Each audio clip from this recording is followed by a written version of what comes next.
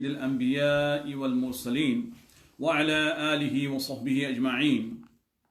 يا أيها الناس اتقوا ربكم الذي خلقكم من نفس واحدة وخلق منها زوجها وبث منهما رجالا كثيرا ونساء واتقوا الله الذي تساءلون به والأرحام إن الله كان عليكم رقيبا. محترم سامعین اکرام، ابھی سورہ نساء سے میں نے ایک پہلی آیت پڑھنے کا شرف حاصل کیا. آج انشاءاللہ تبارک تعالی ہم سورہ نساء کی ابتدا کریں گے، اور انشاءاللہ تبارک تعالی کل بھی ہم اسی صورت کے تحت کچھ لب کشائی کرنے کی جرت کریں گے. اللہ تبارک تعالی اپنے حبیب الحبیب رؤوف رحیم علیہ تحیۃ والصلاۃ والتسلیم کے صدقے طفیل مجھے حق کہنے کی، قرآن مجید فرقان حمید کے معانی آپ تک صحیح طور پر پہنچانے کی توفیق عطا فرمائے. سب سے پہلے سرکار دو عالم، نور مجسم، سید اکرم، حبیب کردگار، شفیع روز شمار، دونوں عالم کے مالک و مختار محمد مصطفیٰ احمد مجتبیٰ صلی اللہ علیہ وسلم کی بارگاہ میں نہایت محبت، عقیدت اور احترام کے ساتھ صلاۃ و سلام کا نذرانہ پیش فرمائیے. اللہم صلی علی سیدنا وشفیعنا وحبیبنا ومولانا محمد معدن الجود والکرم وآلہ وبارک وسلم صلاۃ و سلاما علیک حبیبی سیدی یا رسول اللہ. محترم سامعین، سب سے پہلے جو ہے ہم اس سورت کی طرف چلتے ہیں. الحمدللہ سورہ نساء مدنی ہے، یعنی قرآن مجید فرقان حمید کی بیشتر آیات اس میں جو ہے، بلکہ ساری آیات جو ہے وہ ہجرت کے بعد ہی نازل ہوئی ہیں. اور اس سورت کی نزول میں اس کی جو ترتیب ہے وہ یہ ہے کہ سورہ ممتحنہ اس کے بعد جو ہے یہ سورت نازل ہوئی ہے. لیکن قرآن مجید فرقان حمید میں جو آرڈر ہے، جو ترتیب ہے، وہ سید کونین صلی اللہ تعالی علیہ وسلم نے جو ہے وہ عطا فرمائی ہے. سرکار نے جی صحابہ اکرام کو حکم فرماتے تھے کہ کس آیت کو کہاں پر رکھنا ہے، کس سورت کو جو ہے وہ کس سورت کے بعد میں رکھنا ہے. تو چنانچہ ویسے ترتیب کے حساب سے یہ اس کا نمبر 4 ہے، لیکن نزول میں سورہ ممتحنہ کے بعد یہ سورت جو ہے وہ نازل ہوئی ہے. محترم سامعین، ایک اور چیز میں عرض کر دوں کہ الحمدللہ اس میں جو ہے 176 آیات ہیں، لیکن 176 آیات ہونے کے باوجود جو ہیں اس میں احکام اسلامی بہت زیادہ بیان کی گئے. یعنی سورہ بقرہ آپ دیکھ لیں، اس کے بعد جو ہے جو ہے یہ سورہ نساء دیکھ لیں، تو الحمدللہ کئی احکامات اس میں بیان کیے گئے ہیں. مثلا اگر ہم تھوڑی جو ہے کچھ احکامات بیان کریں تو مثلا یتیموں کے احکامات جو ہیں وہ اس میں بیان کیے گئے. خصوصاً جناب کی جو ہے یتیموں کا مال کھانا جو ہے حرام ہے، یتیموں کو کب جو ہے ان کا مال دے دینا چاہیے. اسی طریقے سے وہ لوگ جو کہ جن کی عقل کامل نہیں ہو، جو کہ جن کو سفہاء میں جو ہے کم عقلوں میں جو شمار کیا جاتا ہے، ان کی جائیداد کے کیا معاملات ہوں گے، ان کو کب جو ہے اس کی پوزیشن دی جائے گی، یہ بھی جو ہے وہ سورہ نساء میں ہی بیان کیے گئے.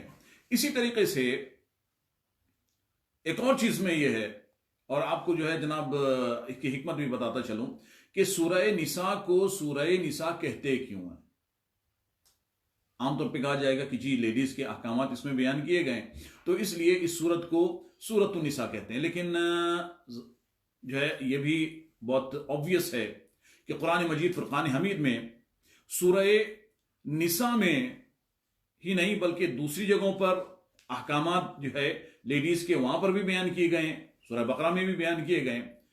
اسی طریقے سے اور بھی کئی صورتوں میں اور آیات میں بیان کیے گئے ہیں. تو پھر جناب جو ہے ان صورتوں کو کہ جن میں احکامات سورہ جو ہے وہ عورتوں کے بیان کیے گئے ہیں دوسری جگہوں پہ، ان کو سورۃ النساء کا نام کیوں نہیں دیا گیا، اور صرف جو ہے اس سورت کو سورۃ النساء کا نام کیوں دیا گیا. تو یہ جو ہے کوئسچن جو ہے وہ ذہن میں آتا ہے کہ جناب احکامات تو جو ہے دوسری جگہوں پر بھی عورتوں کے بیان کیے گئے. تو یاد رکھیے گا جناب کہ اس سورت میں ریلیٹیولی سب سے زیادہ احکام جو ہیں وہ عورتوں کے بیان کیے گئے ہیں. مثلا اس سورت میں جو ہے بیان کیا گیا ہے کہ عورتوں کو جو ہے پروٹیکشن دی جائے گی. اس میں بیان کیا گیا ہے کہ عورتوں کا جو ہے کسب میں یعنی کمائی میں جو ہے وہ کیا حق ہے. اسی طریقے سے اس میں یہ بھی بیان کیا گیا ہے کہ عورتیں جو ہیں وہ کسی چیز کی مالک ہو سکتی ہیں.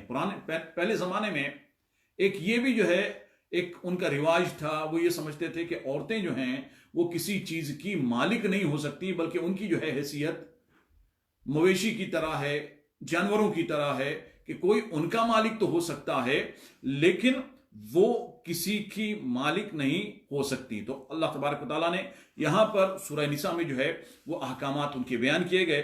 اسی طریقے سے محترم سامعین اسی صورت میں یہ بھی بیان کیا گیا ہے کہ عورتوں کو مہر بھی دینا پڑے گا.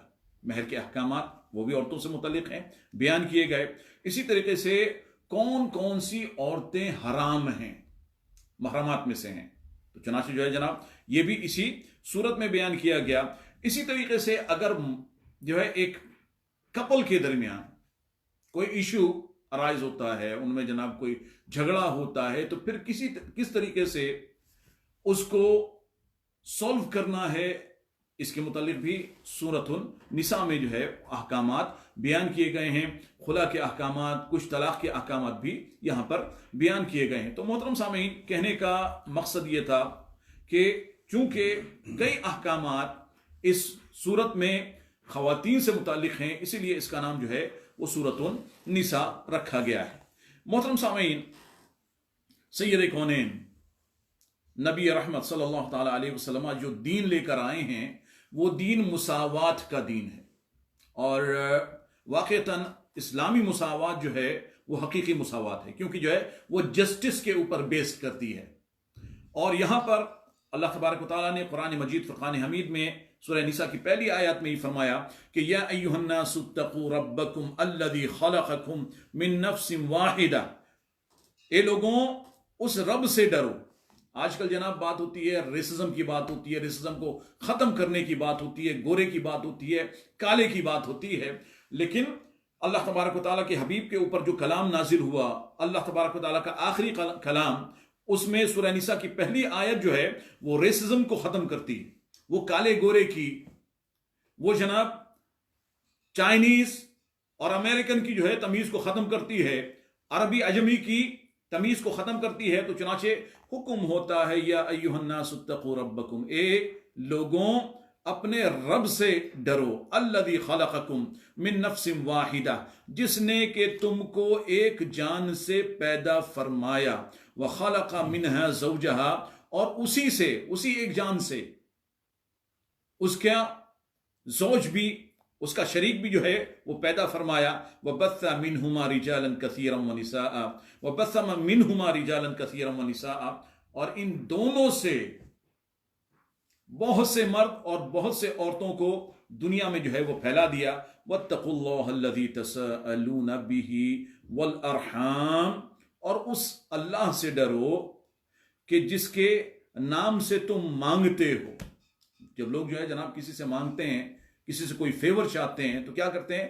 اللہ کے واسطے جو ہے ایسا کر دو، اللہ کے واسطے ہم پہ رحم کرو. تو اللہ کریم جو ہے یہی فرما رہا ہے وَاتَّقُوا اللَّهَ الَّذِي تَسَاءَلُونَ بِهِ، کہ اس رب سے ڈرو، اس اللہ سے ڈرو کہ جس کے نام سے، جس کے واسطے سے تم لوگوں کو جو ہے لوگوں سے مانگتے ہو.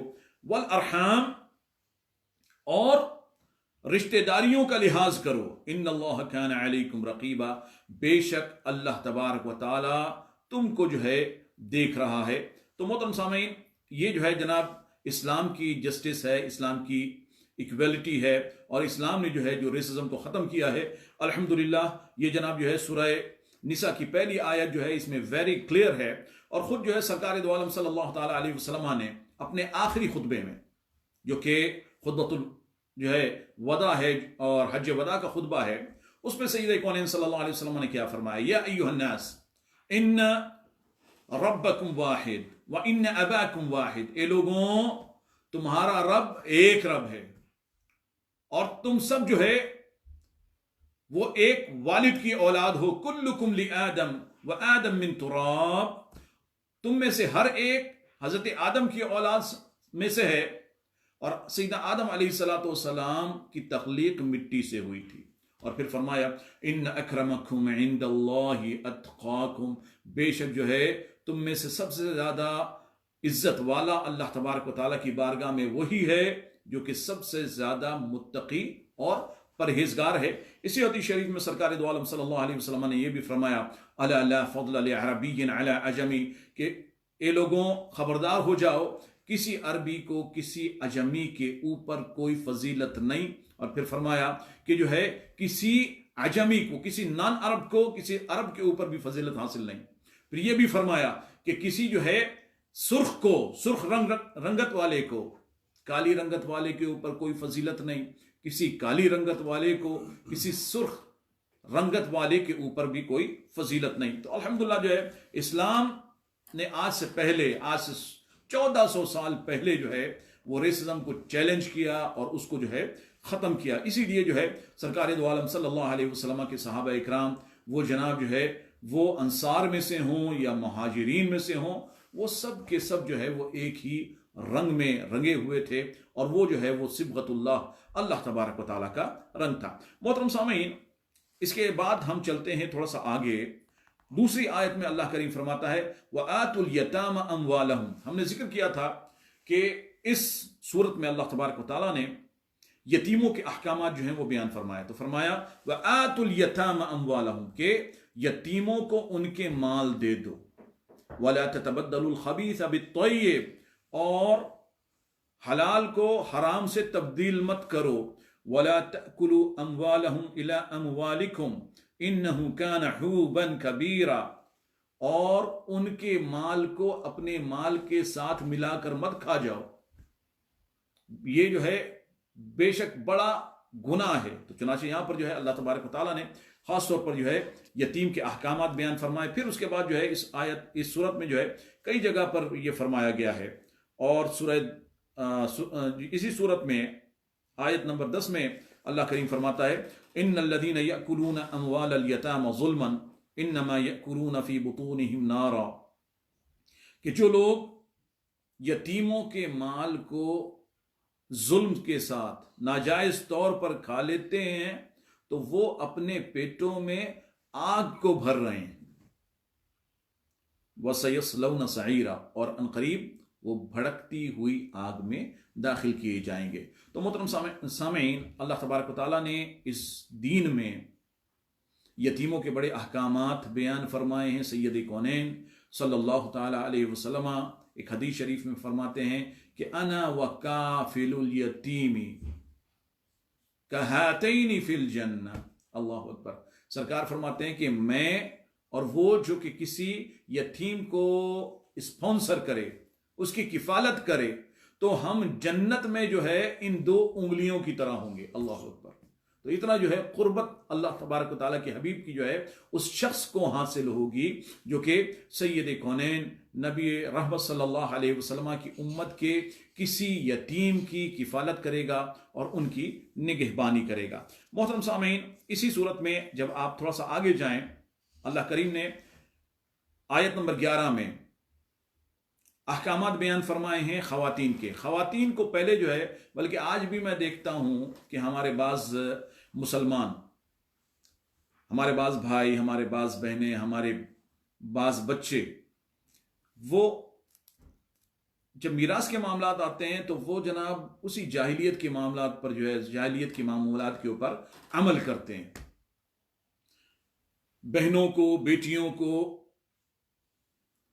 جان بوجھ کے میراث دی نہیں جاتی، اور سرکار دو عالم صلی اللہ علیہ وسلم نے فرمایا کہ من فر من میراث وارثه قطع اللہ میراثه من الجنہ، کہ جو کسی وارث کی میراث سے بھاگے، یعنی اس کو حصہ نہ دے، تو اللہ تبارک و تعالیٰ جنت میں اس کی میراث کو ختم فرما دے گا، اللہ اکبر۔